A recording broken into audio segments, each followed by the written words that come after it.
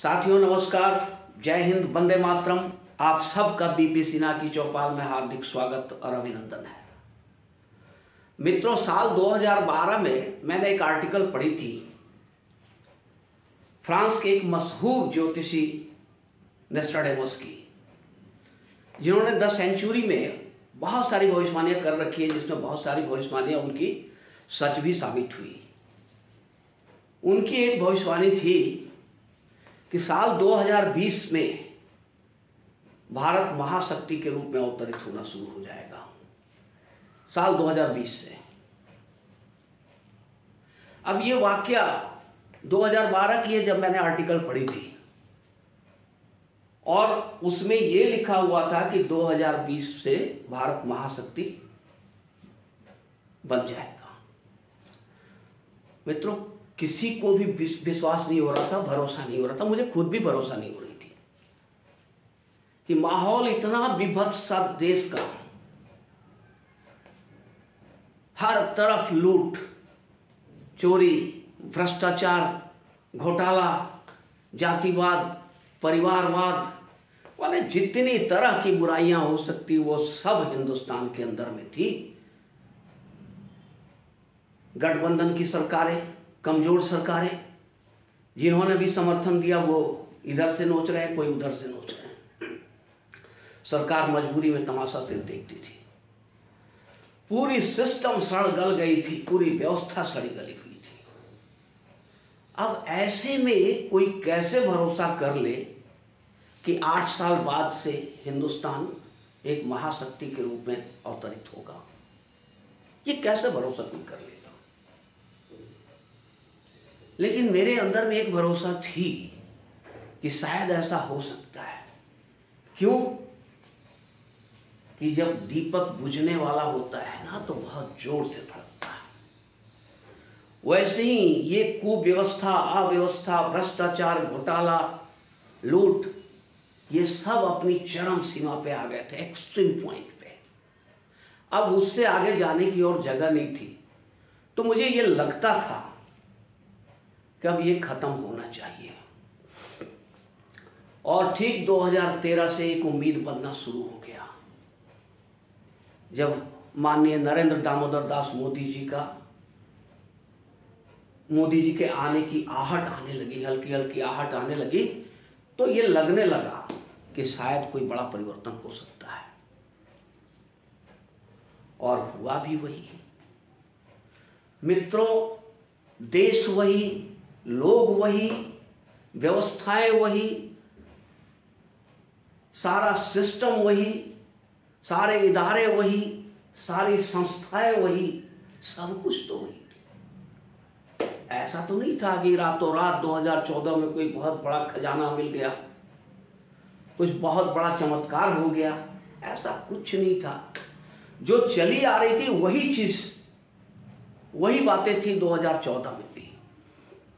लेकिन एक आदमी के आने से कितना फर्क पड़ सकता है, ये नरेंद्र मोदी ने दिखा दिया। नरेंद्र मोदी के सत्ता पे काबिज होते ही वो सारी लुंज पुंज, जितनी भी व्यवस्थाएं थी, जितने भी संस्थाएं थी, जितने भी सरकारी इदारे थे, जितने भी ऑर्गेनाइजेशंस थे, वो सब में एक चुस्ती फुर्ती आनी शुरू हो गई। मोदी ने सबको चुस्त करना शुरू कर दिया और देश को विकास के रास्ते पर डाल दिया। भ्रष्टाचार का नामो निशान खत्म कर दिया।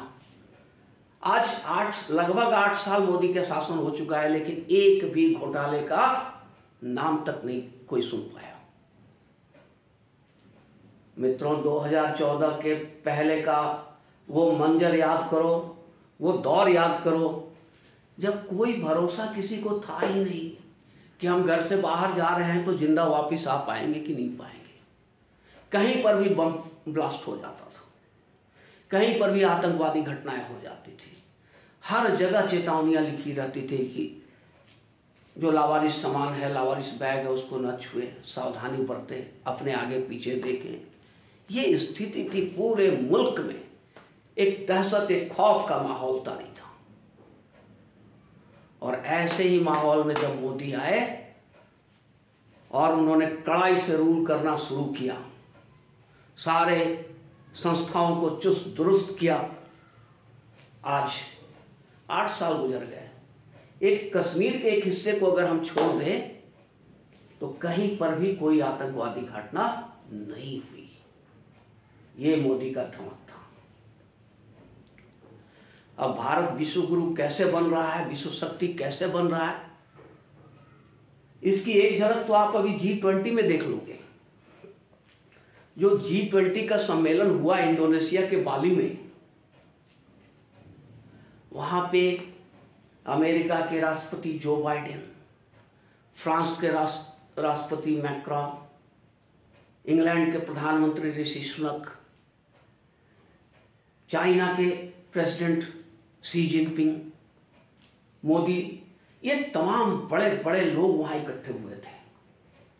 एक पहले का दौर था जब हिंदुस्तान के प्रधानमंत्री पिछली पंक्तियों में रहते थे, उनकी बातों का, हिंदुस्तान की बातों का कोई तवज्जो नहीं देता था।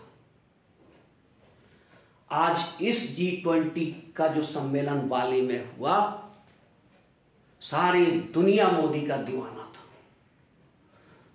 जितने विश्व के नेता आए हुए थे सब मोदी से मिलने के लिए ललायत थे। आप देखो ना, इतने बड़े बड़े नेताओं, इतने शक्तिशाली, इतने अमीर देशों के बीच भारत का प्रधानमंत्री Narendra Damodar Das Modi centre of attraction था। केंद्र बिंदु नरेंद्र मोदी थे और उनके इर्द गिर्द ही ये सभी लोग थे। जिस महाबली अमेरिका के राष्ट्रपति से मिल लेना लोग शान की बात, गौरव की बात समझते हैं, वहां वो दौड़ता रहा। अमेरिका के राष्ट्रपति जो बाइडेन मोदी के पीछे दौड़ता रहा। आप शी जिनपिंग का ले लो, चाइना काफी पावरफुल स्टेट है, वो गुंडाई करता है पूरे दुनिया में, और शी जिनपिंग एक नेता कम और गुंडा ज्यादा दिख रहा था G20 के सम्मेलन में इंडोनेशिया में, जब उसने कनाडा जैसे देश के प्रधानमंत्री को, जस्टिन ट्रूडो को, सरेआम सरे मंजर सबके सामने डपट दिया, तो एक राजनेता कम एक गुंडा ज्यादा लग रहा था शी जिनपिंग। और वही शी जिनपिंग जिसने कनाडा जैसे शक्तिशाली अमीर देश के प्रधानमंत्री को डपट दिया था, सरेआम डपटा, उसके इज्जत की धज्जी उड़ा दी, वही शी जिनपिंग जब मोदी के सामने आया तो भीगी बिल्ली बन गया। जबकि हिंदुस्तान चाइना का स्टैंड ऑफ चल रहा है, मोर्चे पर सेनाएं डटी हुई है, युद्ध के बादल मंडरा रहे हैं, और ऐसे समय में भी शी जिनपिंग जब हिंदुस्तान के प्रधानमंत्री के सामने आए तो भीगी बिल्ली बनकर खड़े हो गए। पूरी दुनिया में इस बात के चर्चे।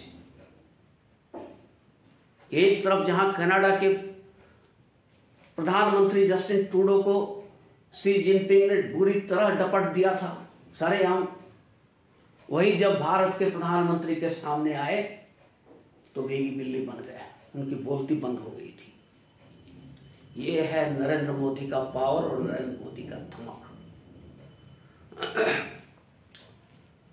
मित्रों, आज हिंदुस्तान के पासपोर्ट का जो इज्जत है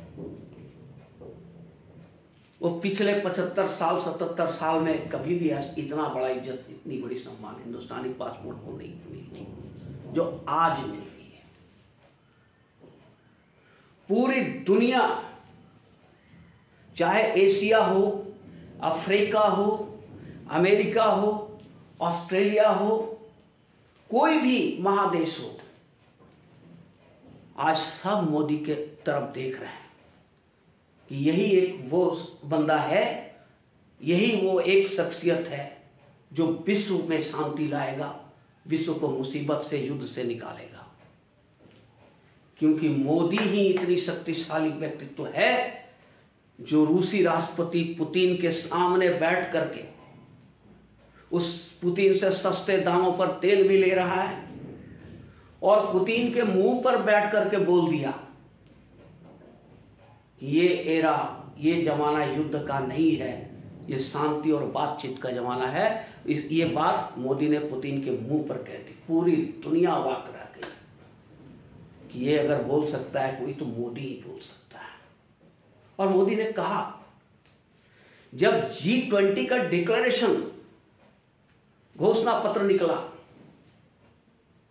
तो आप देख लो भारत का अहमियत क्या है और मोदी की अहमियत क्या है। मोदी का कहा गया ये एक वाक्य, एक शब्द को, एक लाइन को घोषणा पत्र में शामिल किया गया। ये भारत का व्यू है। तो मित्रों, पूरी दुनिया आज ये मानती है कि चाइना को अगर कोई रोक सकता है तो वो हिंदुस्तान है, वो मोदी है। अदरवाइज विश्व में और किसी का ताकत नहीं है जो चाइना को रोक ले। और चाइना ने जो अपना विजय अभियान शुरू किया था सिकंदर की तरह, उसको शुरुआत में ही खत्म कर दिया इंडिया ने। डोकलाम से लेकर के यहां लद्दाख तक आगे नहीं बढ़ पाए शी जिनपिंग। और आज स्थिति यह है कि उनका CPEC, OBR, one belt one road, ये सारे प्लान, सारा प्रोग्राम चौपट हो चुका है, सब खतरे में पड़ा हुआ है। अरबों खरबों डॉलर का इन्वेस्टमेंट चाइना का खतरे में पड़ गया। ये मोदी का जलवा है, मोदी का करिश्मा है। अब हिंदुस्तान G20 का सरबराह बन चुका है, अध्यक्ष बन चुका है।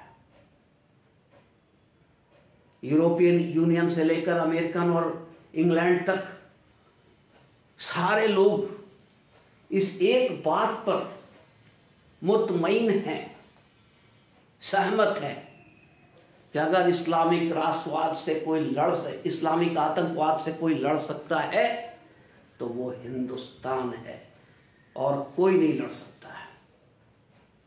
तो आज दुनिया में शांति लाने की बात हो, समृद्धि लाने की बात हो,